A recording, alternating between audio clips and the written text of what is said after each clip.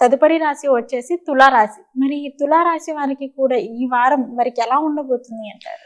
తులారాశి వారికి అష్టమంలో గ్రహాలు ఎక్కువగా ఉన్నాయి. ఓకే. అష్టమ గురుడు, అష్టమ రవి, అష్టమ శుక్రుడు, సప్తమ స్థానంలో బుధుడు, షష్ఠ స్థానంలో కుజరాహువులు, పంచమ శనేశ్వరుడు. మొత్తం ఉన్న గ్రహాలన్నీ ఒక గొడుగు ఆకృతిలో ఉన్నాయి. ఓకే. ఇది ఒక రకమైనటువంటి యోగమే. కానీ గోచారంలో చూసినప్పుడు దుర్దోష శత్రు సంవాద గమనం వ్యధ అంటోంది శాస్త్రం. అంటే అష్టమంలో ఈ గ్రహాలు ఉండడం వల్ల అనవసరమైన ప్రయాణాలు ఎక్కువగా చేస్తారు. గమనం వ్యధ, మీరు ప్రయాణం చేయడమే వ్యర్థం. కాలక్షేపం కోసం రకరకాలైనటువంటి మార్గాలు వెతుక్కుంటారు. సత్కాలక్షేపం ఉండదు. అంటే ఏదైనా పుస్తకం చదువుకోవడమో, వారికి సంబంధించినటువంటి ఫీల్డ్ ఏదైనా దాంట్లో వర్క్ చేయడమో, లేదా ఏదైనా ముఖ్యమైనటువంటి విషయాలు తెలుసుకోవడమో ఏముండదు. ఎంతసేపు ఫోన్ పట్టుకోవడం, దాంట్లో గేమ్లు ఆడుకోవడం, లేకపోతే ఇంకోటి ఏదో రీల్స్ చూసుకోవడం, ఇలా ఏదైతే వృధాగా సమయాన్ని మనం సమయం ఎక్కువగా వృధా, అది ఒకటి ప్రధానంగా ఈ గ్రహస్థితి వల్ల వస్తుంది. రెండు, సమయానుకూలంగా ఆలోచనలు రావు.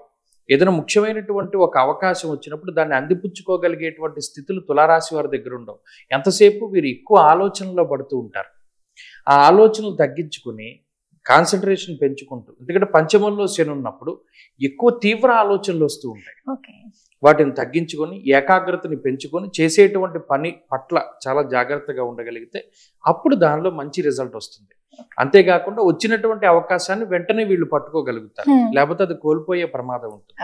అయితే ఈ రాశి వారికి ప్రత్యేకించి ఆర్థిక ఇబ్బందులు ఏమీ ఉండవు. అష్టమంలో గురుడు, రవి, శుక్రుడు ఉన్నా కొంత ఖర్చుని సూచిస్తూ ఉన్నా కూడా ఖర్చు తగ్గట్టు ఆదాయం వస్తుంది. ప్రత్యేకించి గతంలో చేసినటువంటి రుణ బాధలను సైతం వీరు తగ్గించుకోవడానికి అవకాశం ఉంటుంది. గతంలో తాకట్టు పెట్టినటువంటి బంగారాన్ని విడిపించుకోవడం, అలాగే తాకట్టు పెట్టినటువంటి వస్తువులను విడిపించుకోవడం, లేదా అప్పు చేసి ఏదైనా వస్తువును ఉంటే దాని అప్పు తీర్చేయడం, ఇటువంటివన్నీ కూడా అవకాశం ఉంది. ఆర్థికంగా బాగున్నది. ఆరోగ్యపరంగా కూడా కొంత శరీరం ఎక్కువ అలసిపోతూ ఉండేటువంటి స్థితిని ఈ వారంలో చూడొచ్చు.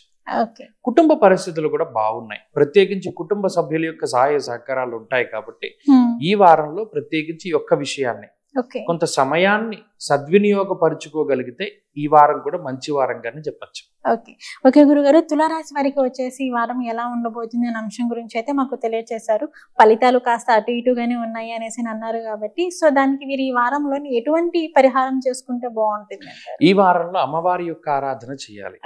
లలితా సహస్రనామ స్తోత్ర పారాయణ గాని, దేవి ఖడ్గమాల గాని ఇటువంటివి చదువుతూ ఉంటే చాలా మంచిది. ప్రత్యేకించి ఆదివారం నాడు రాహుకాల సమయంలో ఎక్కడైనా అమ్మవారి దేవాలయానికి వెళ్ళి చక్కగా అక్కడ దీపారాధన కనుక చేయగలిగితే చాలా మంచిది. నిమ్మకాయ దీపం పెడతారు చాలా మంది, అది రాహుకాలంలో పెట్టాలి తులారాశి వారు, అప్పుడు మంచి జరుగుతుంది.